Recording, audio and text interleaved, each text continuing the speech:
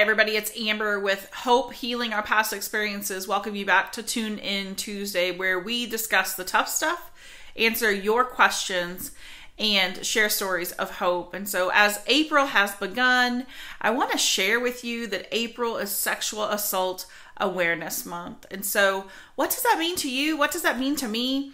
Well, I couldn't identify with that because I didn't feel like my abuse, my trauma was an assault. And some of you might be confused by that statement, but if you look up the word assault, it means to have a violent attack. Mine wasn't violent. It was well thought out. It was a plan that was put in place by my perpetrator.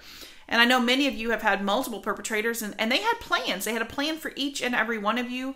For every time they brought on hurt to you and you were traumatized, they had a plan for that. And so maybe there's others out there just like me that didn't identify as being a violent attack. Were we violated? Absolutely. 100% we were violated. But it wasn't violent necessarily. And so I don't want you to think that that doesn't apply to you. If you're thinking, well, Sexual Assault Awareness Month, yeah, that's not for me. Well, if you have been abused, misused, or traumatized in that area, it does include you. It's also Child Sexual Abuse Awareness Month. And I was reading an article that said that there will be 1 in 10 children, 1 in 10 will experience sexual abuse by the time they're 18. I actually think the number is higher. I know I've heard statistics as high as 1 in 3 for girls and 1 in 6 for guys. And what makes it so tough to come up with statistics is the guilt and the shame that keeps so many of us quiet. And girls, if you think it's hard for us to talk about it, it's even harder for the guys to just bring that dirty junk out into the light where we can discuss it and just really address it where it no longer controls them. And so I just want to encourage you that if you know somebody who has experienced sexual abuse, trauma, or misuse, just let them know they're not alone. There are so many more out there just like me and just like you if you're one of those that have experienced this, but it's not our identity.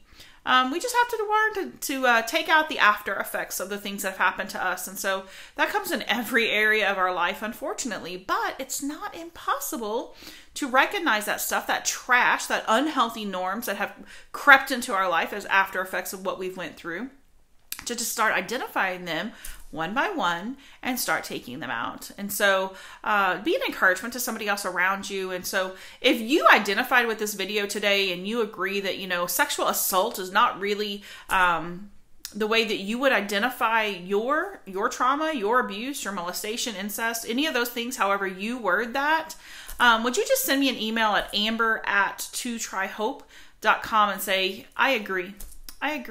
I would love to connect with you. I'd love to be a resource for you to help you on your healing journey, because it most definitely is a journey. Just one step at a time every day. We have to choose to move forward.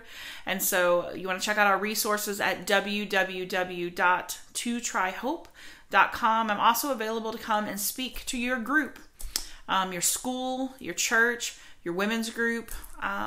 I love to share my heart, and I love to share the hope of healing for others as well, because it's not just for me.